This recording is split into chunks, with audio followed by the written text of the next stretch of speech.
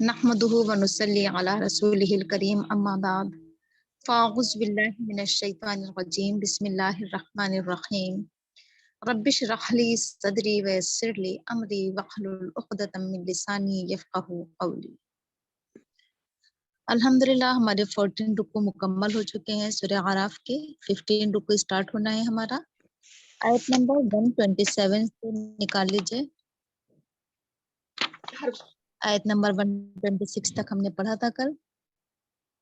آگے ہے وقال الملأ من قوم فرعون أتذر موسى وقومه ليفسدوا في الأرض ويذرك وآلهتك قال سنقتل أبناءهم ونستحيي نساءهم وإنا فوقهم قاهرون۔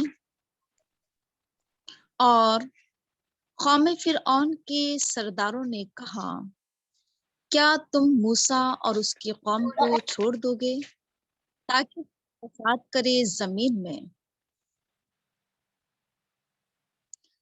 تاکہ وہ فساد کرے زمین میں، اور وہ چھوڑ دے تمہیں اور تمہارے معبود کو۔ اس نے کہا کہ ہم جلدی ہی عنقریب ان کے بیٹوں کو قتل کریں گے اور ہم ان کی عورتوں کو زندہ چھوڑیں گے، اور بے شک ہم ان کے اوپر زبردست اختیار رکھتے ہیں۔ بات ہمارے سامنے یہ چل رہی تھی کہ آخر میں ہمارے سامنے جب موسیٰ علیہ السلام اور جادوگروں کا مقابلہ کرایا گیا تھا تو یہ بات سامنے آئی تھی کہ موسیٰ علیہ السلام غالب ہو گئے تھے اور تمام جادوگر مغلوب ہو گئے تھے، اور تمام جادوگر سجدے میں گر پڑے تھے، وہ ایمان لے آئے تھے رب العالمین پر، موسیٰ اور ہارون کے رب پر۔ اس کے بعد فرعون نے انہیں ڈرایا، دھمکایا، غصہ کیا کہ میری اجازت سے پہلے تم کیسے آخر ایمان لے آئے، اور یہ سب تم ایک چال چل رہے ہو، پہلے سے تمہاری کوئی پلاننگ ہے، یہ تمہاری آپس میں پہلے سے کوئی کانٹیکٹ ہے، اور کہا کہ تم یہاں کے رہنے والوں کو یہاں سے نکالنا چاہتے ہو، اور پھر دھمکی دی کہ میں تمہارے مخالف سمت سے ہاتھ پیر کاٹ دوں گا اور تمہیں صلیب پر لٹکا دوں گا، اور تم سب کو صلیب پر لٹکا دوں گا۔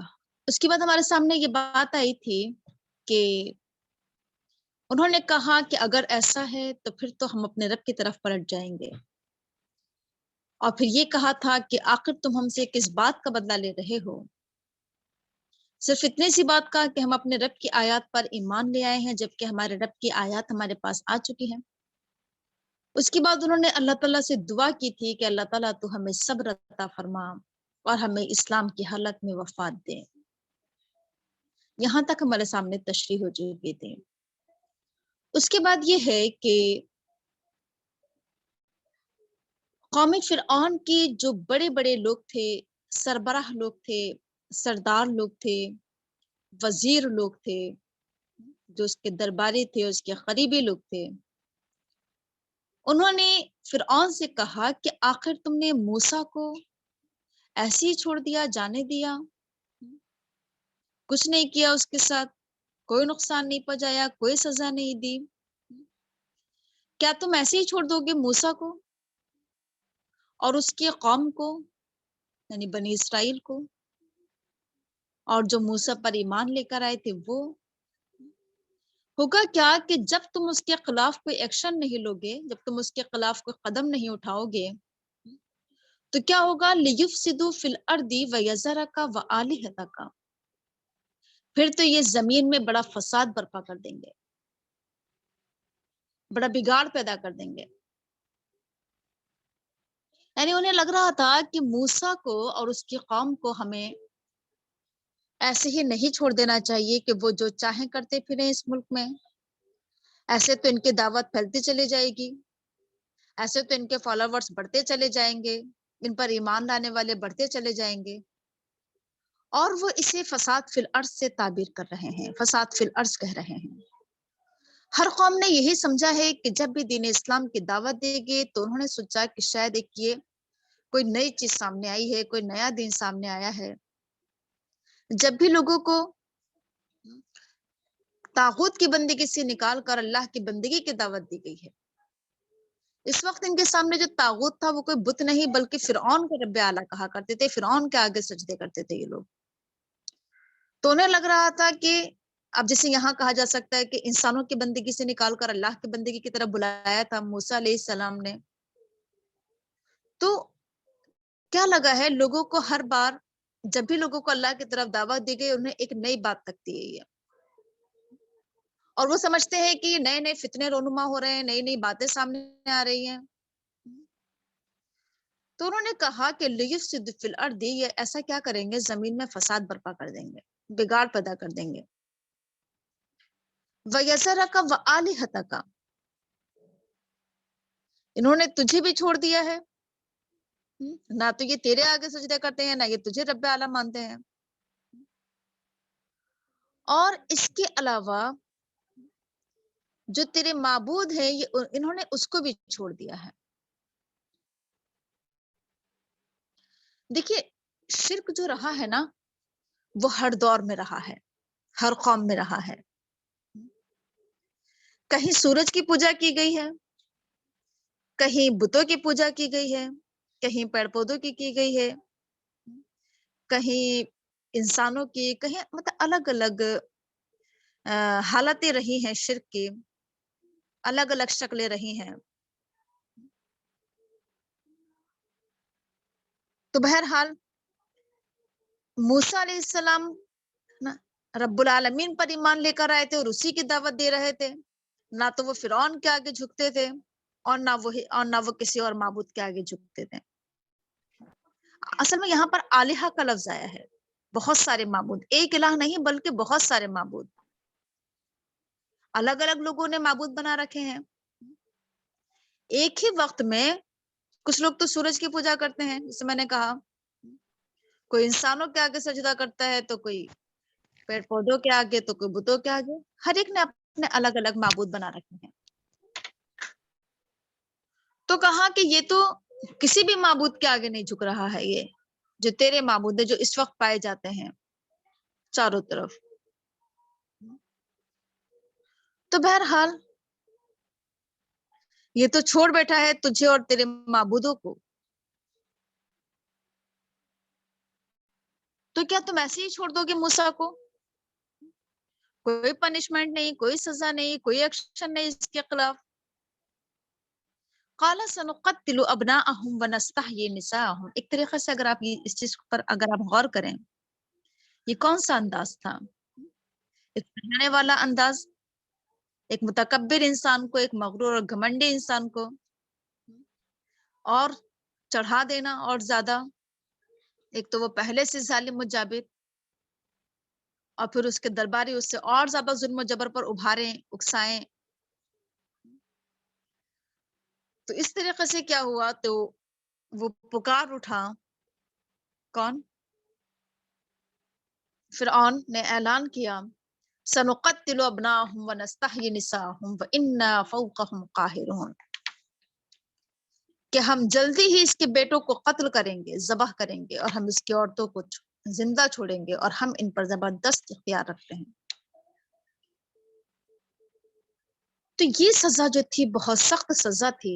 अगर देखा जाए कुरान करीम में इसे बलाए अजीम भी कहा गया है कि सबसे बड़ी मुसीबत। और जाहिर सी बात है, हम सब जरा अपने आप को रखकर देखें इस जगह पर कि हमारी निगाहों के सामने हमारे बेटों का कत्ल किया जाए, हमारी निगाहों के सामने हमारे बेटों को ज़बाह किया जाए, उनके टुकड़े टुकड़े किए जाएं। इससे बड़ी सजा कोई हो सकती है किसी इंसान के लिए? इससे बड़ी अजियत, इससे बड़ी तकलीफ किसी इंसान के लिए कुछ नहीं हो सकती, क्योंकि इंसान सबसे ज्यादा अपने बच्चों से मोहब्बत करता है, और उसके बच्चों को उसकी आंखों के सामने काट डाला जाए, ये इंसान किसी हाल में बर्दाश्त नहीं कर पाएगा। तो ये बलाए अजीम थी, ये सख्त मुसीबत थी, ये बहुत बड़ी सजा थी ये। और इस सजा का ऐलान किया फिरऔन ने, है ना। इसीलिए फिरऔन को कुरान करीम में क्या कहा गया है, बहुत ज्यादा जुल्म सितम करने वाला, बहुत ज्यादा फितना और फसाद से इसने शहर को भर दिया था, है ना। इसका जुल्म जबर मशहूर है, क्योंकि ये क्या करता था, बेटों को मरवा दिया करता था। تو اس نے کہا کہ سنقتل ابناہم، ہم ان کے بیٹوں کو قتل کر دیں گے، مار دیں گے، ونستحیی نساءہم، اور ان کی عورتوں کو زندہ چھوڑیں گے۔ اب عورتوں کو زندہ چھوڑنے کے پیچھے جو مقاصد تھے وہ کیا تھے؟ عورتوں کو زندہ چھوڑنے کی وجہ کیا تھی کہ عورتوں کو زندہ چھوڑا جائے گا؟ بہت ساری وجوہات ہیں اس کی۔ ایک تو یہ کہ عورتوں سے خدمت لینا، ان سے کام لینا، اور پھر انہیں ہر طریقے سے ٹارچر کرنا، جسمانی طور پر بھی، روحانی طور پر بھی، ذہنی طور پر بھی، ان سے محنت و مزدوری بھی کرانا، اور پھر ان کی عزت کو تار تار کرنا، ان کی عصمت پر حملہ کرنا۔ عورتوں کو زندہ چھوڑنے کی پیچھے ایک وجہ یہ بھی تھی کہ ان عورتوں سے جب وہ تعلق قائم کرتے تھے تو اس کی پیچھے وجہ یہ ہوتی تھی کہ ہماری نسل میں اضافہ ہو، ہماری اولاد میں اضافہ ہو، اور ان کی نسل کٹ جائے، ان کی جڑ کٹ جائے، ان کے یہاں اولادیں نہ ہوں، ان کی نسل آگے نہ بڑھے، اور ہماری تعداد میں اضافہ ہو، ان عورتوں سے ہمارے بچے پیدا ہوں۔ یہ بھی ایک وجہ تھی عورتوں کو زندہ چھوڑنے کی۔ تو یہ تھا فرعون کا ظلم و ستم، یہ تھا اس کا فتنہ اور فساد، یہ تھی اس کی بہت سخت سزا۔ ظاہر سی بات ہے، کوئی معمولی بات نہیں ہے کہ یہ بھی ایک مرد کے لیے کس قدر ناقابل برداشت بات ہے کہ اس کی عورتیں، یعنی اس کی بیٹیاں، بیویاں، بہنیں، مائیں، اور اس سے دوسرے لوگ کیا کریں؟ خدمتیں بھی لیں، اور پھر کیا کریں؟ اس کی عزت و عصمت پر حملہ کریں۔ تو یہ سب سزائیں واقعی انتہائی سخت سزائیں تھیں، یہ واقعی بلائے عظیم تھا یہ۔ وَإِنَّا فَوْقَهُمْ قَاهِرُونَ، اور فرعون نے اعلان کیا کہ ہمارا ان کے اوپر کیا ہے؟ زبردست اختیار ہے، اقتدار ہے، کیونکہ ہماری حکومت ہے، ہمارا اقتدار چل رہا ہے، ہم جو چاہیں کریں، ہمارے ہاتھوں میں حکومت ہے، ہم سے کوئی پوچھنے والا نہیں، کوئی سوال کرنے والا نہیں، کوئی کچھ کہہ نہیں سکتا ہم سے آ کر کہ تم ایسا کیوں کر رہے ہو۔ تو دیکھیے یہ چیز ہوتی ہے کہ جب انسان کے ہاتھ میں حکومت آ جاتی ہے تو وہ اس طاقت کا، اس پاور کا ناجائز استعمال کرتا ہے۔ حکومت کے ذریعے لوگوں نے عوام پر، رعایا پر بہت ظلم و ستم کے پہاڑ ڈھائے ہیں۔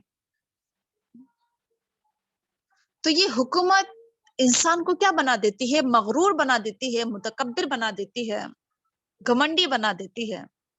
آج کے دور میں بھی ہم اور آپ اس چیز کا مشاہدہ کر رہے ہیں کہ جن لوگوں کے ہاتھوں میں حکومت ہے وہ عوام پر کس قدر ظلم و ستم کے پہاڑ ڈھا رہے ہیں، کیسے مظلومے کی زندگی گزار رہے ہیں، کیسے بیچارگی کی زندگی گزار رہے ہیں، کس قدر پریشانیوں کا سامنا کرنا پڑ رہا ہے، نئے نئے فتنے، نئے نئے فساد، نئے نئے ظلم و جبر کی شکلیں سامنے آ رہی ہیں۔ تو بہرحال انسان کے ہاتھوں میں کسی ایک ملک کی حکومت آ جاتی ہے تو وہ سمجھتا ہے کہ شاید ہم کیا ہیں، سپر پاور ہیں، اب تو ہم جو چاہیں کریں، اب تو ہمارا اختیار ہے۔ تو یہ وقت موسیٰ علیہ السلام کے لیے اور ان کے قوم کے لیے انتہائی سخت وقت تھا یہ۔ تو کیا ہوا؟ قال موسیٰ لقومہ استعینوا باللہ واصبروا ان الارض للہ یورثها من یشاء من عبادہ والعاقبۃ للمتقین۔ موسیٰ علیہ السلام کیا کر سکتے تھے ایسے موقع پر سوائے اس کے کہ اپنے قوم کو سمجھاتے، اپنے قوم کو نصیحت کرتے، اپنے قوم کو بڑے پیار سے سمجھا رہے ہیں کہ قال موسیٰ لقومہ، موسیٰ علیہ السلام نے اپنے قوم سے کہا کہ اس موقع پر کیا کرو؟ استعینوا باللہ واصبروا، اللہ سے مدد چاہو اور صبر کرو۔ ان الارض للہ، بے شک زمین اللہ کی ہے، یورثھا من یشاء من عبادہ، وہ اپنی زمین کا وارث جسے چاہتا ہے بناتا ہے اپنے بندوں میں سے، والعاقبۃ للمتقین، اور انجام کار متقین کے لیے ہیں۔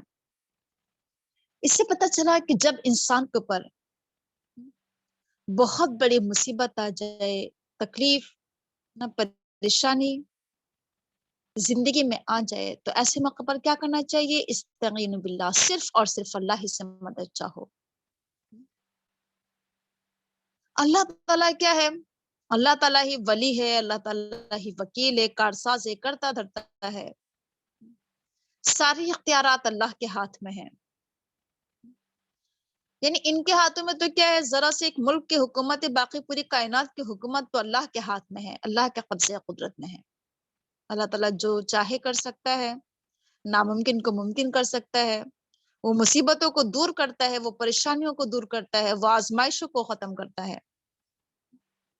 تو یہ وقت ہم سب کے لیے کیا ہے؟ ایک کٹھن وقت ہے، ایک مشکل وقت ہے ہم سب کے لیے، ایک آزمائش کا وقت ہے یہ ہم سب کے لیے۔ تو ایسے موقع پر کیا کرو؟ اللہ کو پکارو، اس سے دعائیں کرو، اس کے آگے رو گڑ گڑاؤ، اس سے معافی طلب کرو، استغفار کرو،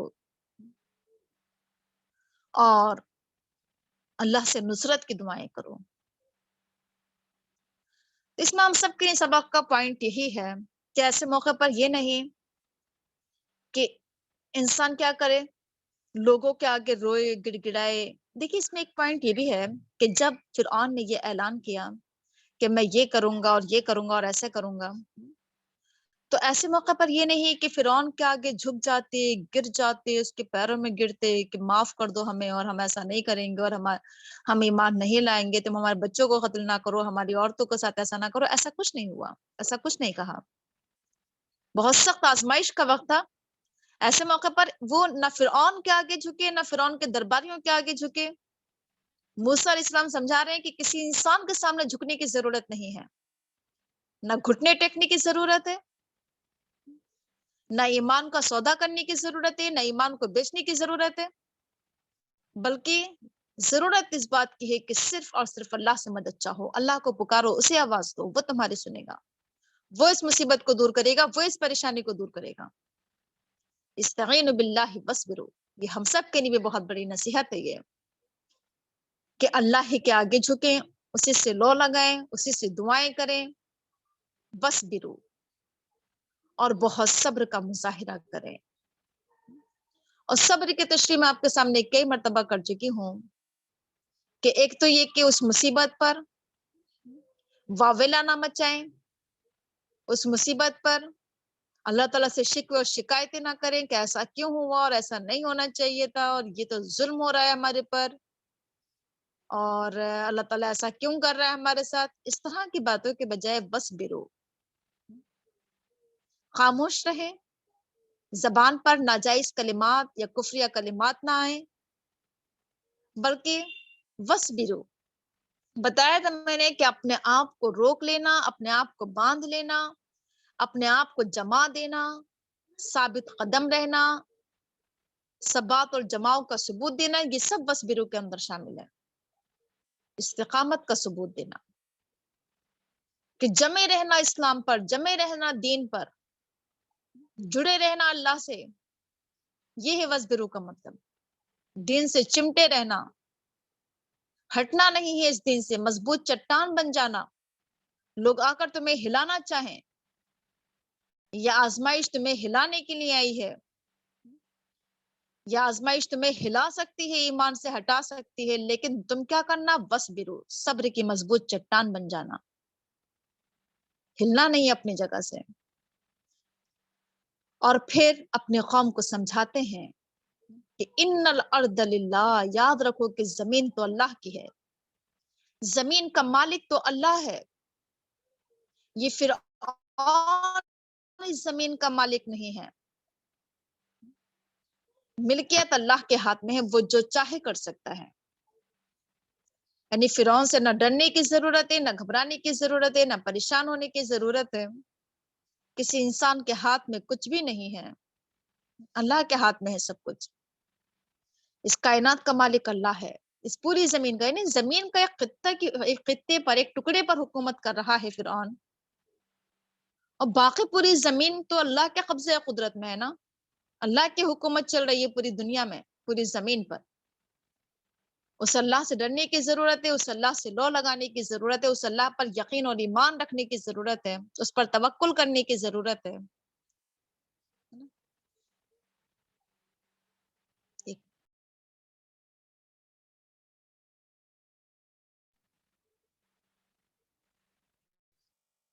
तो इन्नल अर्दु लिल्लाह, बेशक जमीन अल्लाह की है। यूरिसुहा मन यशाउ मिन इबादिही, वो इस जमीन का वारिस अपने बंदों में से जिसको चाहता है बना देता है। यानी इस जमीन पर एक के बाद एक इंसान आ रहे हैं। फिरौन के हाथों में हमेशा हुकूमत रहने वाली नहीं है। फिरौन को इस दुनिया से जाना है, रुखसत होना है। हमेशा इसके हाथों में थोड़ी हुकूमत रहेगी। हमेशा के लिए हाकिम नहीं बन गया है ये जाएगा, दूसरे लोग जमीन पर आएंगे। तो अल्लाह पर यकीन रखो, अल्लाह ताला अपने बंदों में से जिसको चाहेगा इस जमीन का वारिस बनाएगा। वो जिसे चाहता है अपनी जमीन का वारिस बना देता है। एक के बाद एक लोग जमीन पर आ रहे हैं, एक दूसरे के जानशीन बन रहे हैं, एक दूसरे के बाद जमीन पर खिलाफत कर रहे हैं। ये अल्लाह का एक निजाम चल रहा है, दुनिया का एक निजाम चल रहा है अल्लाह के हुक्म से। तो क्या है कि हालात भी पलट जाते हैं, हालात बदल जाते हैं। कभी किसी के हाथों में हुकूमत होती है तो कभी किसी दूसरे के हाथ में हुकूमत होती है। एक ही इंसान के हाथों में हमेशा हुकूमत नहीं रहती है। यूरिसुहा मन यशाउ मिन इबादिही, अल्लाह ताला जब चाहता है हुकूमत छीन लेता है जिसके हाथों से, और जब चाहता है किसी और को जमीन की हुकूमत अता कर देता है। ये तो अल्लाह के हाथ में है। तो यूरिसुहा मन यशाउ मिन इबादिही, वो अपने बंदों में से जिसे चाहता है जमीन का वारिस बना देता है। जमीन का कुछ खित्ता किसी के हाथों में दे देता है तो कोई खित्ता किसी दूसरे के हाथ में दे देता है। ये अल्लाह ताला की क्या है कि तक़सीम है, आजमाइश है। हुकूमत देकर आजमाता है किसी को। बहरहाल वल आक़िबतु लिल मुत्तक़ीन, अंजाम तो मुत्तक़ीन के हक में बेहतर होता है। यानी बेहतरीन अंजाम किसके लिए है? अल मुत्तक़ीन, मुत्तक़ीन के लिए है। मुत्तक़ीन का मतलब जो अल्लाह से डरकर जिंदगी गुजारे, जो गुनाहों से बचकर जिंदगी गुजारे, जो अल्लाह की नाफरमानी से बचकर जिंदगी गुजारे, जो तक़वा और परहेजगारी की जिंदगी गुजारे, उसके हक में क्या है? बेहतरीन अंजाम है। यानी चाहे इंसान को जमीन की हुकूमत ही क्यों ना मिल जाए, जरूरत इस बात की है कि इंसान क्या करे? तक़वा के साथ कामों को अंजाम दे। यानी हो सकता है कि कल तुम इस जमीन के वारिस बना दिए जाओ, कल तुम्हारे हाथों में जमीन की हुकूमत आ जाए, तो क्या करना? तक़वा और परहेजगारी का सबूत देना। तभी तुम्हारे हक में क्या होगा? अंजाम बेहतरीन होगा। अंजाम की बेहतरी चाहते हो तो तक़वा इख्तियार करो। बहरहाल यहाँ पर मूसा अलैहिस्सलाम अपने कौम को बेहतरीन नसीहतें कर रहे हैं। पहली नसीहत उन्होंने की कि अल्लाह से मदद चाहो, और ये कहा कि सब्र करो, और फिर बताया कि जमीन का मालिक अल्लाह है, वो जिसे चाहता है जमीन का वारिस बना देता है। और उसके बाद फिर तक़वा और परहेजगारी और नेकी की तलकीन कर रहे हैं, और बता रहे हैं कि तक़वा इख्तियार करने से ही क्या होगा? अंजाम तुम्हारे हक में होगा, और तुम्हारे हक में बेहतरीन अंजाम होगा। आक़िबत से मुराद जो है वो क्या है कि आखिरत का भी हो सकता है अंजाम, कि आखिरत का अंजाम तो मुत्तकीन ही के लिए बेहतर है, और दुनिया में भी अच्छा अंजाम किसके लिए होता है? मुत्तकीन ही के लिए होता है। यानी तुम अगर तकवा परहेजगारी की जिंदगी गुजारते रहोगे तो तुम्हारे हक में क्या होगा? अच्छा अंजाम सामने आएगा। क़ालू ऊज़ीना मिन क़ब्लि अन तअतियना व मिन बअदि मा जि'तना क़ाल असा रब्बुकुम अन युहलिका अदुव्वकुम व यस्तख़लिफ़कुम फ़िल अर्दि फ़यंज़ुरा कैफ़ तअमलून। उनकी कौम कहने लगी कि हमें तकलीफ दी गई इससे पहले कि तुम हमारे पास आते, और इसके बाद भी कि तुम हमारे पास आ चुके हो। मूसा ने कहा कि हो सकता है कि तुम्हारा रब तुम्हारे दुश्मनों को हलाक कर दे, और हो सकता है कि वो तुम्हें जमीन का खलीफा बना दे, फिर वो देखे कि तुम क्या अमल करते हो। یہ جو جملہ ہے کہ قالوا اوذینا من قبل ان تأتینا ومن بعد ما جئتنا، ان کے قوم کا یہ جملہ کہ تمہارے آنے سے پہلے بھی ہمیں ستایا گیا اور تمہارے آنے کے بعد بھی ہمیں ستایا جا رہا ہے. اس سے پتہ چل رہا ہے کہ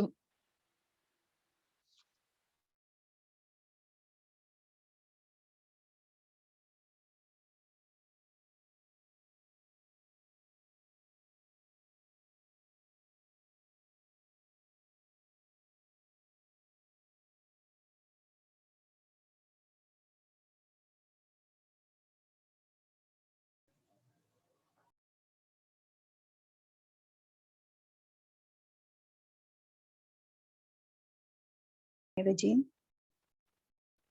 بسم اللہ الرحمن الرحیم.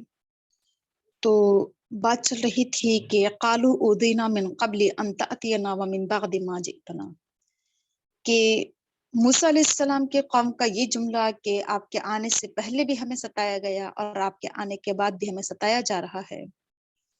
اس سے پتہ چل رہا ہے کہ موسیٰ علیہ السلام کے قوم پر یعنی بنی اسرائیل پر انتہائی ظلم و ستم ہوئے تھے، اور انہیں جیسے جس قدر غلامی کی زندگی گزارنا پڑی ہے قوم فرعون کی جو انہوں نے غلامی کی ہے، تو وہ غلامی ان کے ذہنوں کے اندر بیٹھ گئی، ان کے دل کے اندر، ان کے پورے جسم میں، کہنا چاہیے ایک طریقے سے ان کے پوری زندگی میں غلامی اس قدر سرایت کر چکی تھی کہ ان کی ذہنیت میں بھی ابھی تک وہی تمام ڈر، وہی تمام خوف پائے جا رہے تھے کہ قوم فرعون نے ان پر جو ظلم و ستم کیے تھے، تو وہ ظاہر سی بات ہے کہ اصل میں یہ چیز جو ہوتی ہے نا دماغ پر بہت گہرا اثر چھوڑ دیتی ہے. کچھ لوگ ہو سکتا ہے ڈپریشن میں چلے جاتے ہوں، ہے نا، بہت گہرا اثر. ہم اور آپ اس چیز کو رکھ کر سوچے اپنے آپ پر کہ اگر غلامی کی زندگی گزارنا پڑے کسی کو، تو کیا اس کے ذہن کی حالت ہو جائے گی، کیا اس کے دل کی حالت ہو جائے گی، اس کی زندگی کیسی ہو جائے گی. تو بہرحال بہت گہرا اثر پڑا تھا ان کے دل و دماغ پر اس چیز کا.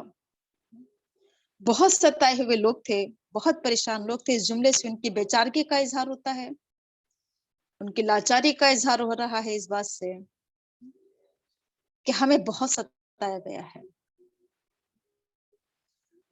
تو اب یہ موسیٰ علیہ السلام کے سامنے تھوڑے سے انہیں اندیشے بھی ہیں، خوف بھی ہے، ڈر بھی ہے، اور وہ تمام باتیں ان کی زبان پر آ رہی ہیں جو ان کے دل کے اندر ہیں. تو بہرحال انہیں یقین نہیں ہو رہا تھا کہ کیسے موسیٰ ہمیں قوم فرعون کے غلامی سے نجات دلا سکتے ہیں. ان کے ذہن میں کچھ یہ چیز بھی آ رہی تھی کہ پتہ نہیں موسیٰ علیہ السلام جو ہے وہ تو بس کوئی ایسا معجزہ کر دیں، کچھ ایسا سامنے آ جائے کہ فوراً ہی ہمیں نجات مل جائے، بس اس سے فرعون سے، اس کی غلامی سے فوراً ہی نجات مل جائے. لیکن کام جو ہوتے ہیں نا وہ کیا ہوتے ہیں، اسٹیپ بائی اسٹیپ ہوتے ہیں، رفتہ رفتہ بتدریج ہی کام انجام پاتے ہیں، آہستہ آہستہ. کوئی بھی کام ایک ہی بار میں نہیں ہوتا ہے، اس کے لیے بہت اسٹرگل کرنا پڑتی ہے، بہت قربانیاں، بہت مصیبتیں اٹھانا پڑتی ہیں. اور وہ چاہ رہے تھے کہ بس فوراً ہی ہمیں کیا مل جائے، بس اب موسیٰ آ گئے ہیں، فوراً ہی ہمیں نجات مل جائے بس. تو یہ تمام اندیشے ان کی زبان پر آ رہے ہیں. اب پھر موسیٰ علیہ السلام پھر اپنے قوم کو سمجھا رہے ہیں، بار بار سمجھانا پڑ رہا ہے کیونکہ ان کی ذہن جس کو کہنا چاہیے نا کہ کند ہو چکے تھے، سوچنے سمجھنے کی صلاحیت سے محروم ہو چکے تھے. وہ نہ تو موسیٰ علیہ السلام سے بات صحیح انداز میں کر رہے ہیں، صحیح الفاظ کے ذریعے کر رہے ہیں، تو ان کے اقوال میں، ان کے افعال، ان کی سوچیں سب کیا ہو چکی تھیں، غلامانہ ہو چکی تھیں. تو قال عسى ربكم ان يهلك عدوكم ويستخلفكم في الارض فينظر كيف تعملون. اب پھر موسیٰ علیہ السلام سمجھا رہے ہیں اپنی قوم کو کہ ہو سکتا ہے کہ اللہ تعالیٰ تمہاری کیا کر دے، ہو سکتا ہے کہ اللہ تعالیٰ تمہارے دشمن کو ہلاک کر دے اور زمین میں تمہیں خلافت عطا کر دے، پھر وہ دیکھے کہ تم کیسے عمل کرتے ہو. بار بار سمجھانا اپنی قوم کو کہ صبر کرو، اللہ پر ایمان رکھو، اللہ پر یقین رکھو، اللہ پر توکل کرو. اللہ تعالیٰ تمہارے دشمن کو ہلاک کر دے گا، امید ہے کہ اللہ تعالیٰ تمہارے دشمن کو ہلاک کر دے گا، اسے تباہ کر دے گا، اسے برباد کر دے گا۔ انتظار بھی تو کرو، تھوڑا سا صبر کا مظاہرہ بھی تو کرو۔ فوراً ہی تھوڑی کام انجام پا جاتے ہیں، ٹائم لگتا ہے کامیابی ملنے میں، ٹائم لگتا ہے اللہ کی طرف سے عذاب آنے میں، دشمن کو ہلاک ہونے میں۔ اللہ تعالیٰ کے کام کیا ہے، اپنے وقت پر ہی انجام پاتے ہیں۔ جلد بازی نہ کرو۔ انسان کے اندر ہے نا یہ چیز کہ وہ بہت زیادہ جلد باز واقع ہوا ہے، ہر کام کی بہت جلدی مچاتا ہے، دعائیں کرتا ہے تو بس چاہتا ہے کہ فوراً ہی اس کی دعائیں قبول ہو جائے۔ تو موسیٰ علیہ السلام سمجھا رہے ہیں کہ امید ہے پروردگار سے کہ وہ ضرور تمہارے دشمن کو ہلاک کرے گا، اور پھر کیا ہوگا، اور امید ہے اللہ تعالیٰ سے کہ اللہ تعالیٰ تمہیں زمین کی خلافت عطا کرے گا، تمہیں زمین پر جانشین بنائے گا۔ ہو سکتا ہے کہ اللہ تعالیٰ تمہارے دشمنوں سے حکومت چھین لے اور تمہارے ہاتھوں میں حکومت دے دے، کیونکہ اللہ تعالیٰ کا قانون یہ رہا ہے کہ جب ظلم حد سے آگے بڑھ جاتا ہے تو اللہ تعالیٰ ایسے انسانوں کے ہاتھوں سے پھر حکومت چھین لیتا ہے، اور پھر وہ ایسے لوگوں کے ہاتھوں میں حکومت دے دیتا ہے جو زمین پر ظلم و ستم نہ کریں۔ تو سمجھا رہے اپنے قوم کو کہ ہو سکتا ہے کہ اللہ تعالیٰ حکومت اس سے چھین کر اور کل تمہارے ہاتھوں میں حکومت آ جائے، تمہیں زمین کی خلافت نصیب ہو جائے، تم زمین کے جانشین بنا دیے جاؤ۔ لیکن یاد رکھو کہ اللہ تعالیٰ اگر تمہیں زمین کا خلیفہ بنا دے گا تو افینظر کیف تعملون، تو تم اللہ کی نظر میں رہو گے، اللہ تعالیٰ تمہارے پر اپنی نگاہ رکھے گا کہ پھر تم کیا کرتے ہو حکومت کے ملنے کے بعد۔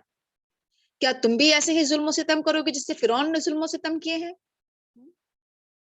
تم کیا کرو گے حکومت ملنے کے بعد؟ تمہارا رویہ کیسا رہے گا، تمہارا بیہیو کیسا رہے گا، تمہارا سلوک کیسا رہے گا اپنی رعایا کے ساتھ؟ پھر اللہ تعالیٰ تمہیں دیکھے گا، تمہیں آزمائے گا۔ تو یہ سب اللہ تعالیٰ کی آزمائش ہے کہ اللہ تعالیٰ حکومت دے کر انسان کو آزماتا ہے۔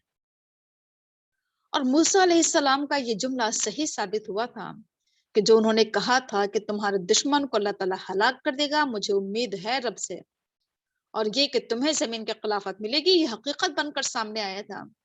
آگے آپ کے سامنے پورا واقعہ آئے گا کہ کس طریقے سے اللہ تعالیٰ نے قوم فرعون کو پانی میں ڈبو دیا، اور وہ اپنا سب کچھ، اپنے محلات، اپنے باغ اور اپنی تمام چیزیں چھوڑ کر، اپنے چشمے سب کچھ چھوڑ کر یہ کیا ہو گئے تھے، انہوں نے بنی اسرائیل کا پیچھا کیا تھا اور پانی میں غرق ہو گئے تھے، اور اس کے بعد یہ تمام چیزیں کیا ہیں، بنی اسرائیل کے حصے میں آئی تھی، یہ تمام محلات اور یہ باغات سب کچھ۔ اور پھر بنی اسرائیل نے پھر کیا کیا تھا، ان کے ہاتھوں میں خلافت آ گئی تھی، انہوں نے پھر زمین میں خلافت کی تھی۔ تو دیکھیے یہ ہے اللہ تعالیٰ کا نظام، کیسے وہ حکومت ایک انسان سے چھین کر دوسروں کے ہاتھوں میں دے دیتا ہے نا۔ ایک ظالم و جابر قوم سے اللہ تعالیٰ کیا کرتا ہے، حکومت چھین لیتا ہے۔ کبھی ہم نہ سوچا کریں کہ آج اگر ہمارے پر ظلم ہو رہا ہے تو ہمیشہ ظلم ہی ہوتا رہے گا، ہے نا۔ ہمیں سوچنا چاہیے کہ آج اگر حکومت کسی ایک کے ہاتھ میں ہے تو کل کسی دوسرے کے ہاتھ میں جائے گی حکومت، ہے نا۔ تو کبھی نہ سوچا کریں کہ حالات ہمیشہ ایک سے ہی رہیں گے، حالات بدلتے رہتے ہیں۔ تو وہی چیز موسیٰ علیہ السلام اپنے قوم کو سمجھا رہے ہیں، اور یہ چیز حقیقت بن کر سامنے آئی تھی، ہے نا، کہ کیسے بنی اسرائیل کے ہاتھوں میں حکومت آئی۔ انہوں نے کبھی سوچا بھی نہیں ہوگا، غلام قوم نے، نہ کہ ایک دن حکومت کریں گے وہ۔ بہرحال آگے بڑھتے ہیں۔ وَلَقَدْ أَخَذْنَا آلَ فِرْعَوْنَ بِالسِّنِينَ وَنَقْصٍ مِّنَ الثَّمَرَاتِ لَعَلَّهُمْ يَذَّكَّرُونَ۔ اب دیکھیے کہ اللہ تعالیٰ نے بہت سارے طریقوں سے آزمایا ہے، آزمائشیں کہہ لیجیے اسے، یا اللہ تعالیٰ کا عذاب کہہ لیجیے۔ وَلَقَدْ أَخَذْنَا آلَ فِرْعَوْنَ بِالسِّنِينَ وَنَقْصٍ مِّنَ الثَّمَرَاتِ لَعَلَّهُمْ يَذَّكَّرُونَ۔ اللہ تعالیٰ کہہ رہا ہے کہ ہم نے آل فرعون کو پکڑا، گرفتار کیا قحط سالی میں، اور پھلوں کی کمی سے آزمایا تاکہ وہ یاد کریں یا نصیحت حاصل کریں۔ تو قحط سالی آئی آل فرعون پر، یہاں پر سنین کا لفظ استعمال کیا گیا ہے، کئی سال تک، کچھ نہیں پتا کتنے سالوں تک۔ قحط سالی ہم سب جانتے ہیں، خشک یعنی کہ کیا کہنا چاہیے اس کو، کہ سوکھا پڑ جانا، कि बारिश का ना होना, नबातात का ना उगना, फल फूल, सब्जी, कोई भी चीज, अनाज गल्ला का ना उगना। जब बारिश ही ना होगी तो कैसे उगेगी कोई चीज? कई साल तक सूखा पड़ा रहना। तो ये कहस साली, ये सूखा पड़ जाना, ये अल्लाह ताला की तरफ से सख्त आजमाइश है ये। और अल्लाह ताला खुद कह रहा है कि आजमाइश अल्लाह ताला की तरफ से क्यों आती है किसी भी कौम पर, लअल्लहुम यज़क्करून। अल्लाह ताला इसलिए आजमाता है कि ये कौम क्या करे, होश होश के नाखून ले, होश में आ जाए, समझ जाए, नसीहत हासिल करे, अल्लाह के आगे रोए, गिड़गिड़ाए। ये बात हमारे सामने इससे पहले आ चुकी है कि अल्लाह ताला की तरफ से जब भी कोई आजमाइश आती है तो उस आजमाइश में अल्लाह ताला की हिकमत होती है। अल्लाह ताला ये चाहता है कि उसके बंदे उसके तरफ पलटें, उसके तरफ रुजू करें, उससे तौबा करें, अपने गुनाहों की माफी मांगे। वनक़्सिम मिनस समरात, इससे सिर्फ ये नहीं है कि फलों की कमी, समर कहते हैं नतीजे को, कि बीज बोने के बाद जो भी नतीजा सामने आए, चाहे वो सब्जी की शक्ल में आए, चाहे वो अनाज गल्ले की शक्ल में आए, चाहे वो फल और फूल और मेवे किसी भी चीज की शक्ल में सामने आए, है ना, उसे समर कहा जाता है। तो हर तरह की कमी से उनको आजमाया गया, अनाज, दाना, गल्ला, हर चीज की कमी से उन्हें सूखा पड़ गया। तो जाहिर सी बात है लअल्लहुम यज़क्करून, और इसलिए कि अल्लाह ताला कह रहा है कि शायद वो नसीहत पकड़ लें, इस वाक़े से अल्लाह की तरफ लौ लगा लें शायद। फ़इज़ा जाअतहुमुल हसनतु क़ालू लना हाज़िही व इन तुसिबहुम सय्यअतुन यत्तय्यरु बिमूसा व मन मअहू अला इन्नमा त्वाइरुहुम इंदल्लाह वलाकिन्न अक्सरहुम ला यअलमून। बस जब उन पर कोई अच्छाई आती, कोई भलाई आती, कोई हसना आती, तो वो कहते कि ये तो हमारे लिए है। और जब उन पर कोई मुसीबत आती, कोई परेशानी आती, तो फिर वो उसे मूसा की तरफ मंसूब कर, मूसा और उसके साथियों की तरफ उसे मंसूब करते या उसके फाल बद या बदशगुनी ठहराते। खबरदार, बेशक उनका परिंदा तो अल्लाह के पास है, लेकिन उनमें से अक्सर लोग जानते नहीं हैं। अब इसका क्या मतलब है? बताया जा रहा है कि उस कौम का हाल क्या था जिस कौम में मूसा अलैहिस्सलाम थे। उनकी मेंटेलिटी क्या थी, उनकी सोच क्या थी, और उनके अल्फाज क्या थे, वो यहाँ बयान किए जा रहे हैं कि अगर अल्लाह ताला उन्हें अच्छे हालात से गुजारता, खुशहाली आती, फारिगुल बाली आती, हालात अच्छे होते, तो कहते कि कालू लना हाज़िही, ये तो हमारा हक है, हम हैं ही इतने अच्छे कि हमें तो अच्छाई मिलना ही थी, हम हैं ही इतने अल्लाह ताला के पसंदीदा महबूब, या क्या कहना चाहिए कि हम तो इसे क्या करते हैं, ये तो हमारा हक है, हम तो इस चीज के मुस्तहिक हैं, ये तो हमें मिलना ही चाहिए था, ये तो हमारा हक है। होता है ना कि जब किसी इंसान को कोई बहुत अच्छी चीज मिल जाती है तो वो क्या समझता है, वो समझता है कि ये तो मेरा हक है, ये तो मुझे मिलना ही चाहिए था। लेकिन व इन तुसिबहुम सय्यतुन यत्तय्यरु बिमूसा, लेकिन जब किसी इंसान के ऊपर कोई, बल्कि अब यहाँ तो उनकी बात चल रही कि जब उन पर कोई मुसीबत आती तो फिर वो उस मुसीबत को मूसा और उसके साथियों की तरफ क्या करते, फालिबद ठहराते। इसका क्या मतलब है? यत्तय्यरु कहते हैं परिंदे को उड़ाने को। जमाना जाहिलियत में एक रस्म थी, और वो क्या रस्म थी कि वो परिंदों के जरिए फाल मालूम करते थे। परिंदों के जरिए किस तरीके से? उन्हें कोई काम करना होता था तो परिंदों को उड़ाते थे। अगर परिंदा सीधी तरफ उड़ता था तो वो समझते थे कि काम में कामयाबी मिलेगी, और अगर वो परिंदा उल्टी तरफ उड़ता था तो वो समझते थे कि इस काम को नहीं करना चाहिए वरना इस काम में नाकामी मिलेगी। तो परिंदे के जरिए फाल निकालना कह लीजिए उसे, या शगुन लेना कह लीजिए एक तरीके से। तो ये चीज ज़माने जाहिलियत में पाई जाती थी। इस्लाम ने आकर इस चीज को खत्म किया कि कोई शगुन, कोई बदशगुनी कुछ नहीं होता है। फाल निकालना ये तमाम चीजें क्या हैं, गैर इस्लामी हैं, गैर शरई हैं, बल्कि हराम है। कुरान करीम में इसे शैतानी अमल से ताबीर किया गया है कि ये शैतानी अमल है, ऐसे नहीं करना चाहिए। अल्लाह के रसूल सल्लल्लाहु अलैहि वसल्लम ने भी आकर इस चीज से मना किया कि जाहिलियत की तमाम रस्मों का खात्मा किया जाता है ना? क्या क्या फाल निकालना और शगुन मालूम करना और बहुत सारी चीजें हैं इस ताल्लुक से। किसी महीने, जैसे मैंने आपको बताया था इससे पहले, किसी महीने को मनहूस समझ लेना कि सफर का महीना मनहूस है, किसी दिन को मनहूस समझ लेना, या किसी वक्त को समझ लेना, या किसी गिनती को समझ लेना, किसी तारीख को समझ लेना, या किसी इंसान को मनहूस समझ लेना, बेवाओं को मनहूस समझना, और बहुत सारी चीजें हैं। तो नहूसत के बारे में अल्लाह के रसूल ने कहा था कि इस्लाम का नहूसत से कोई ताल्लुक नहीं है, किसी के जरिए कोई नहूसत नहीं होती है। या परिंदों के जरिए कुछ बातें मालूम करना, बहुत सारी चीजें जो हमारे यहाँ मशहूर हो चुकी है। मैं इससे पहले बहुत डिटेल के साथ इस पर बात कर चुकी हूँ, ज्यादा बात नहीं करेंगे इस पर। आपको मालूम ही है तमाम चीजें जो हमारे यहाँ खुराफात पाई जाती हैं बहुत सारी, वो तमाम खुराफात, उसका इस्लाम से कोई लेना देना नहीं है। ये तमाम जाहिलियत की बातें हैं, और आज भी हमारे बीच में इस तरह की बहुत सारी बातें पाई जाती हैं। और मैंने आपको एक हदीस भी बताई थी ना कि अगर कोई किसी ऐसे इंसान के पास गया, किसी काहिन के पास, किसी नजूमी के पास, ना एस्ट्रोनॉमी के पास जाना, उससे मालूम करना, या किसी ज्योतिष के पास जाना, ना फ्यूचर मालूम करना, तो ये तमाम चीजों के बारे में क्या आता है, फाल निकलवाना के लिए जाना किसी के पास, है ना, कि 40 दिन तक उसकी इबादत कबूल नहीं होती है।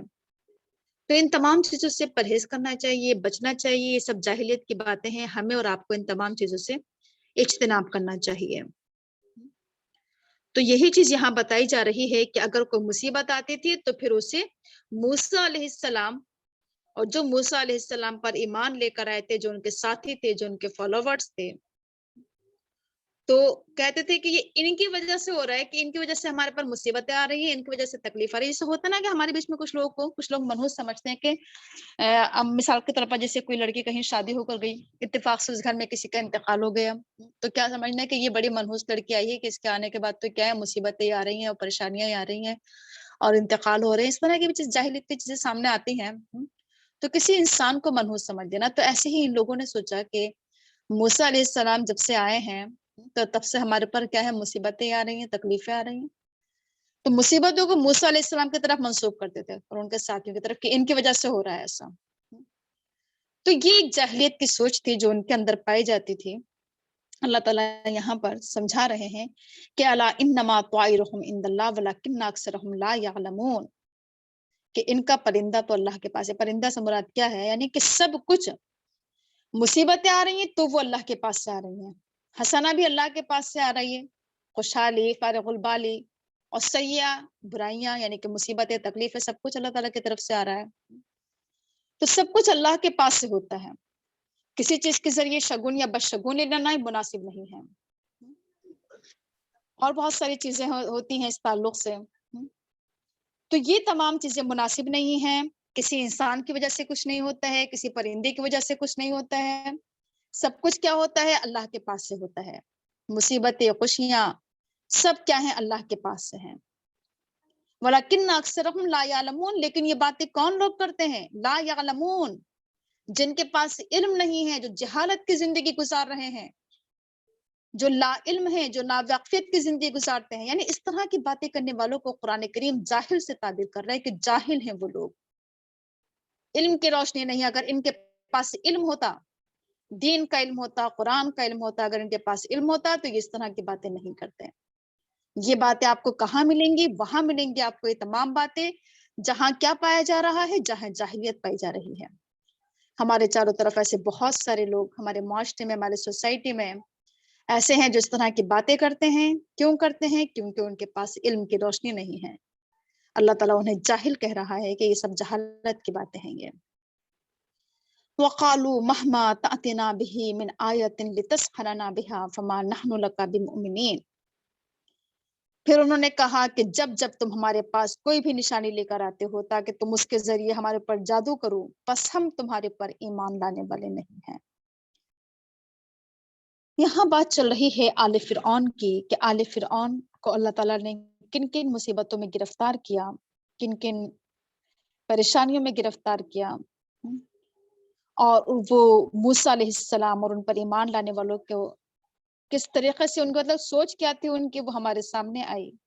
उनके अल्फाज हमारे सामने आ रहे हैं कि जब जब मूसा अलैहिस्सलाम अल्लाह की कोई आयत उनके सामने पेश करते, یا تو کوئی معجزہ پیش کرتے یا کوئی نشانی پیش کرتے یا کوئی آیت پیش کرتے، کوئی عذاب ان کے اوپر آتا، تو وہ کیا کہتے ہیں کہ جب بھی تم ہمارے پاس کوئی نشانی لے کر آتے ہو، کوئی آیت لے کر آتے ہو، کیوں لے کر آتے ہو؟ لتسخرنا بہا، تاکہ تم اس کے ذریعے ہمارے پر جادو کر دو۔ موسیٰ علیہ السلام کی آیات کو آپ کہہ سکتے ہیں کہ آیات الہی کو وہ جادو کہا کرتے تھے۔ وہ سمجھتے تھے یہ کیا ہے؟ جادو ہے بس میں، اسے اللہ کا معجزہ نہیں سمجھتے تھے، اسے اللہ کی آیت یا اللہ کی نشانی نہیں سمجھتے تھے، اسے جادو ہوتا ہے نا۔ یہ جیسے یہ تمام باتیں آپ کے سامنے جو آ رہی ہیں، یہ سب لا علمی کہہ لیجئے، اس کو جہالت کہہ لیجئے، جاہلیت کہہ لیجئے، کہ اس قدر جہالت پائی جاتی تھی۔ یعنی ایک ایسی قوم میں موسیٰ علیہ السلام کام کر رہے ہیں دعوت و تبلیغ کا، اپنے قوم کے تعلق سے جس ہمدردی اور جس نرمی کا مظاہرہ کر رہے ہیں، پیار سے سمجھا رہے ہیں، وہ قوم کتنی جاہل قوم ہے اور کتنی بدتمیز قوم ہے۔ اگر آپ دیکھیں تو کیسے بدتمیزی سے ان سے بات کر رہی ہے موسیٰ علیہ السلام سے، تو کیسے جاہل لوگوں سے سابقہ پیش آیا تھا، اور موسیٰ علیہ السلام بڑے صبر کے ساتھ ان کے بیچ میں دعوت و تبلیغ کا کام کر رہے ہیں، بڑی محنت سے، بڑی نرمی اور محبت کے ساتھ کام کر رہے ہیں۔ یہ تمام واقعات بتانے کا مقصد یہی ہے کہ اللہ کے رسول صلی اللہ علیہ وسلم کو تسلی دینا اور ہم لوگوں کو تسلی دینا کہ جب تم دعوت کا کام کرو گے تو ایسے ہی لوگوں سے سابقہ پیش آئے گا، تمہارے چاروں طرف ایسے ہی لوگ ملیں گے، ہے نا، لا علم لوگ ملیں گے، جاہل لوگ ملیں گے، جو اس طرح کی باتیں کریں گے، جاہلیت والی باتیں کریں گے۔ تو بہرحال یہی تمام چیزیں موسیٰ علیہ السلام کو دیکھنے کو ملی کہ آیات الہی کو وہ جادو سے تعبیر کر رہے ہیں اور صاف صاف کہہ رہے ہیں کہ فما نحن لک بمؤمنین، ہم تمہاری باتوں کو ماننے والے نہیں ہیں، ہم تمہاری باتوں کو تسلیم کرنے والے نہیں ہیں، تمہاری باتوں میں نہیں آنے والے ہیں، ہم تم پر ایمان نہیں لائیں گے، ہم تمہارے رب پر یا تمہاری آیات پر ایمان لانے والے نہیں ہیں ہم۔ آپ اس چیز کو پڑھ کر اندازہ لگا سکتی ہیں کہ کس قدر کٹر لوگ، ڈھیٹ لوگ، ایسے لوگوں سے سابقہ پیش آیا تھا موسیٰ علیہ السلام کا، صاف صاف انکار کرنے والے لوگ۔ تو یہ بتانے کا مقصد یہی ہے کہ ہمیں بھی اس طرح کے لوگ ملیں گے کہ جو کیا کریں گے؟ صاف صاف انکار کر دیں گے، ہم سے کہہ دیں گے کہ نہیں ماننا ہے ہمیں تمہاری بات، ہے نا، تم جو کہتے ہو۔ اب اللہ تعالیٰ یہاں پر بتا رہا ہے کہ اللہ تعالیٰ نے انہیں کن کن کیسی کیسی ان پر آزمائشیں آئی ہیں، مصیبتیں آئی ہیں، اللہ تعالیٰ کی طرف سے کیا کیا آیات اس کو کہہ لیجئے یا عذاب کہہ لیجئے، ان کے اوپر جو عذاب آئے ان کی پوری ڈیٹیل بتائی جا رہی ہے کہ فَأَرْسَلْنَا عَلَيْهِمُ الطُّوفَانَ وَالْجَرَادَ وَالْقُمَّلَ وَالزَّفَادِعَ وَالدَّمَ آيَاتٍ مُفَصَّلَاتٍ فَاسْتَكْبَرُوا وَكَانُوا قَوْمًا مُجْرِمِينَ۔ اللہ تعالیٰ نے انہیں بہت سارے عذاب سے بھی دوچار کیا، اور عذاب سے دوچار کرنے کی آپ تو پڑھ ہی چکی ہیں کہ کیا وجہ ہے کہ شاید اب سدھر جائیں۔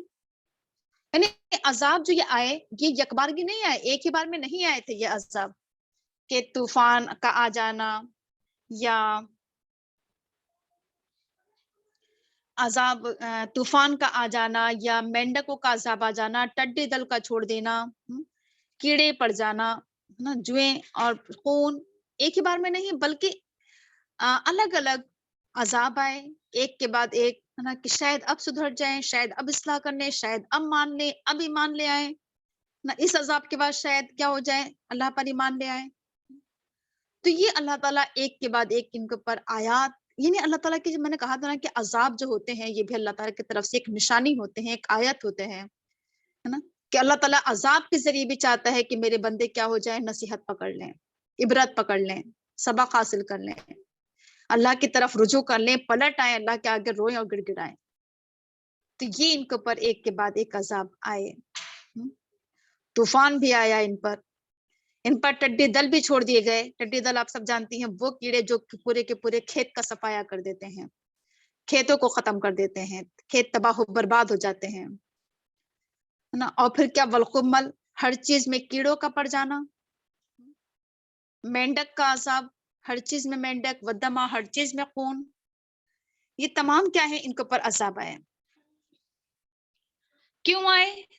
کیا وجہ تھی؟ وَكَانُوا قَوْمًا مُجْرِمِينَ، کیونکہ یہ مجرم قوم تھی، انہوں نے جرم کیے تھے، انہوں نے کرائم کیے تھے، کرمنل تھی یہ قوم چکے، اس لیے کیا ہے ان کے اوپر اللہ تعالیٰ نے عذاب بھیجے، آیات بھیجے۔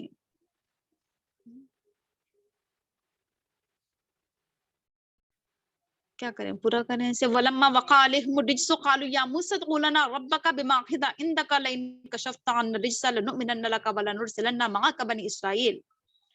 جب ان کے اوپر عذاب واقع ہوا تو انہوں نے کہا کہ اے موسیٰ اپنے رب سے ہمارے لیے دعا کرو کہ ان کے جو مقام تمہارا ہے اللہ تعالیٰ کے پاس، اللہ تعالیٰ سے کہو کہ اگر تو نے ہمارے اوپر سے اس مصیبت کو ہٹا دیا تو ہم ضرور تمہارے پر ایمان لے آئیں گے اور ہم ضرور تمہارے ساتھ بنی اسرائیل کو بھیج دیں گے۔ جب جب ان کے اوپر عذاب آتا تھا تو کیا کرتے تھے، عذاب آنے کے بعد موسیٰ سے کہا کرتے تھے کہ اے موسیٰ اپنے رب سے دعا کرو۔ اب انداز دیکھیے ذرا ان کا، موسیٰ سے کہنا ہے کہ اپنے رب سے دعا کرو، اپنے پروردگار سے دعا کرو۔ مصیبت کے آنے کے بعد بھی، عذاب کے آنے کے بعد بھی اس بات کو تسلیم نہیں کیا کہ وہ رب ہمارا بھی ہے، یا اس رب سے دعا کرتے یا پلٹتے، بلکہ موسیٰ سے کہہ رہے ہیں کہ ذرا دعا تو کرو ہمارے لیے۔ کیوں دعا کرو؟ بما عہد عندک، تمہارا تو مقام بہت اونچا ہے اللہ کے نظر میں، تمہیں تو ایک پوسٹ ملی ہوئی ہے، تمہارا ایک منصب ہے، ایک مرتبہ ہے۔ یعنی اس بات کو مانتے تھے کہ ہاں، یعنی آپ اس جملے کو پڑھ کر اندازہ لگا سکتی ہیں کہ ان کے ذہن میں یہ چیز تھی کہ یہ اللہ کا نبی ہے، اس کا کوئی مقام و مرتبہ ہے اللہ کے نظر میں، اس کی پوسٹ ہے، اس کا کوئی عہدہ ہے، اس کی دعائیں کرنے سے کیا ہو جائیں گی، مصیبت ٹل جائے گی۔ اس بات کا تو ان کو یقین تھا، ایمان تھا۔ آپ اس بات سے اندازہ لگا سکتی ہیں کہ دل میں تو ان کو یہ تھا کہ ہاں یہ اللہ کا نبی ہے، لیکن زبان سے اقرار و اعتراف نہیں کرتے تھے، ایمان نہیں لاتے تھے ظاہری طور پر۔ اور یہ ہر قوم میں رہا ہے، اللہ کے رسول صلی اللہ علیہ وسلم کے ساتھ بھی ایسا ہی ہوا کہ مصیبتیں آتی تھیں تو اللہ کے رسول کے پاس آتے تھے کہ ذرا اللہ تعالیٰ سے دعا کرو، قحط سالی ہو گئی، اللہ تعالیٰ قحط سالی کو دور کر دے، بارش نہیں ہو رہی ہے، بارش کی دعائیں کرو۔ دعائیں کروانے کے لیے آتے تھے، مانتے تھے کہ اس کا کوئی مقام و مرتبہ ہے، لیکن ایمان نہیں لاتے تھے۔ تو یہ ہے کہ لوگ انتہائی کیا ہوتے ہیں، ڈھیٹ اور کٹر لوگ نبیوں کو سامنا کرنا پڑا ہے۔ تو بما عہد عندک، تمہارا ایک مقام ہے اللہ کی نظر میں، تم ذرا دعا کرو۔ کیا دعا کرو؟ کہ لئن کشفت عنا الرجس، اگر تو نے ہمارے اوپر سے مصیبت ہٹا دی تو ہم ضرور کیا کریں گے، تیرے اوپر ایمان لے آئیں گے، تیرے ساتھ ہم بنی اسرائیل کو بھیج دیں گے۔ مصیبت کے آنے کے بعد ڈر تو جایا کرتے تھے بہت زیادہ، جب عذاب آتا تھا، کیونکہ ظاہر سی بات اللہ تعالیٰ کا عذاب کوئی معمولی عذاب تو ہوتا نہیں ہے، چھوٹا موٹا عذاب انسان کو ہلا کر رکھ دیتا ہے، جھنجھوڑ کر رکھ دیتا ہے۔ تو مصیبت کے آنے پر ڈر جاتے تھے، خوفزدہ ہو جاتے تھے، خوف بیٹھ جاتا تھا دل میں، ڈر کہ اب کی بار ہم کیا کریں گے، ہم ضرور بنی اسرائیل کو بھیج دیں گے تیرے ساتھ، ہم اس کو آزاد کر دیں گے۔ لیکن ہوتا کیا تھا، فلما کشفنا عنہم الرجس الی اجل ہم بالغوہ اذا ہم ینکثون، یہ تھی آل فرعون کہ جب اللہ تعالیٰ اس مصیبت کو ہٹا دیا کرتا تھا، اللہ تعالیٰ خود کہہ رہا ہے کہ ہم اسی مصیبت کو ہٹا دیا کرتے تھے، اس عذاب کو کب ہٹاتے تھے، جب کہ اس مصیبت کے ہٹنے کا وقت آ جاتا تھا، جب اس کا وقت پورا ہو جاتا تھا، مصیبت یا عذاب کا وقت پورا ہو جاتا تھا، وہ اپنی مدت کو پہنچ جایا کرتا تھا وہ عذاب، تو اللہ تعالیٰ پھر اسے ہٹا دیا کرتے تھے۔ تو پھر کیا ہوتا تھا، مصیبت کے جانے کے بعد، پریشانی کے جانے کے بعد، عذاب کے جانے کے بعد اذا ہم ینکثون، وہ اپنے عہد کو توڑ دیا کرتے تھے، وہ اپنے وعدے توڑ دیا کرتے تھے، جو وہ کہا کرتے تھے نا کہ ہم بنی اسرائیل کو بھیج دیں گے تیرے ساتھ، ہم ایمان لے آئیں گے تجھ پر، اپنے وعدے سے مکر جایا کرتے تھے، پلٹ جایا کرتے تھے۔ یعنی صرف مصیبت کو ہٹانے کے لیے کہا کرتے تھے کہ ذرا تم دعا تو کرو اپنے رب سے، ہم ایسا کریں گے اور یہ کریں گے اور وہ کریں گے۔ اچھا، یہ چیز آج بھی ہم میں سے بہت سے لوگوں کے اندر پائی جاتی ہے کہ جب ہمارے پر کوئی مصیبت آتی ہے، پریشانی آتی ہے، تو ہم دل میں بڑے کیا کرتے ہیں، تانے بانے بنتے ہیں کہ اب یہ مصیبت دور ہو جائے گی تو ہم یہ کریں گے اور وہ کریں گے اور ایسا کریں گے ویسا کریں گے۔ اور جب کیا ہو جاتے ہیں، حالات صحیح ہو جاتے ہیں، مصیبتیں، پریشانیاں، تکلیفیں دور ہو جاتی ہیں، تو ہم سب کچھ بھول جاتے ہیں کہ ہم نے کیا کیا وعدے کیے تھے اللہ تعالیٰ سے، سب بھول جاتے ہیں۔ یہ ہے انسان کی کمزوری، یہ ہے انسان کی فطرت، ہے نا، یہ ہے انسان کی خرابی کہ وہ وعدہ خلافی بہت کرتا ہے، وعدے بہت توڑتا ہے، عہد کی خلاف ورزی بہت کرتا ہے، دعوے تو بہت کرتا ہے لیکن پورے نہیں کرتا ہے۔ آگے ہے فانتقمنا، اسے پورا کر لیتے ہیں، فانتقمنا منہم فاغرقناہم فی الیم بانہم کذبوا بآیاتنا وکانوا عنہا غافلین۔ اللہ تعالیٰ کہہ رہا ہے کہ ہم نے پھر ان سے انتقام لیا، بدلہ لیا، یعنی اب بہت ایک کے بعد ایک ان کے اوپر کیا ہو گیا، اللہ تعالیٰ نے ہر طریقے سے انہیں آزما بھی لیا، حجت بھی تمام ہو گئی، رسول بھی آ گئے، دعوت کا کام بھی پورا ہو گیا، نشانیاں بھی بھیج دی، معجزے بھی آ گئے، سب کچھ ہو گئے۔ اب کیا ہوا کہ فانتقمنا منہم، اب ہم نے ان سے انتقام لیا، اور اللہ تعالیٰ کا انتقام بہت سخت ہوتا ہے۔ اللہ تعالیٰ جب انتقام لینے پر آ جاتا ہے پھر کسی کو نہیں چھوڑتا ہے۔ فاغرقناہم فی الیم، ہم نے ان سب کو غرق کر دیا، ان سب کو ڈبو دیا، فی الیم، دریا میں، دریائے نیل میں۔ جس دریائے نیل کے بارے میں فرعون کہا کرتا تھا کہ دریا میرے حکم سے چلتے ہیں، اسے بڑا تکبر تھا، بڑا ظلم تھا، بڑا غرور تھا، اسی دریا، وہی دریا اس کے لیے کیا بنا، عذاب کا ذریعہ بنا۔ اسی دریا میں اس کو ڈبو دیا گیا، اسے اور اس کی قوم کو، پوری کے پورے سب کے سب بنی اسرائیل کا پیچھا کرتے ہوئے آ گئے تھے۔ واقعہ آپ کو پورا پتہ ہی ہے، کیسے موسیٰ علیہ السلام رات میں لے کر چلے تھے، بنی اسرائیل کو لے کر نکلے تھے، اور انہیں معلوم ہو گیا تھا پیچھے سے تمام لوگ نکل آئے تھے، کوئی نہیں بچا تھا، سب اپنے محلات اور باغات چھوڑ کر آ گئے تھے، اور سب پانی میں آ کر کیا ہو گئے تھے، کیسے وہ آپ کو پتہ ہے، موسیٰ علیہ السلام نے اپنی لاٹھی کے ذریعے پانی میں راستہ بنایا تھا اور اس کو پار کر لیا تھا، اور آل فرعون جو تھی اس میں ڈوب گئی۔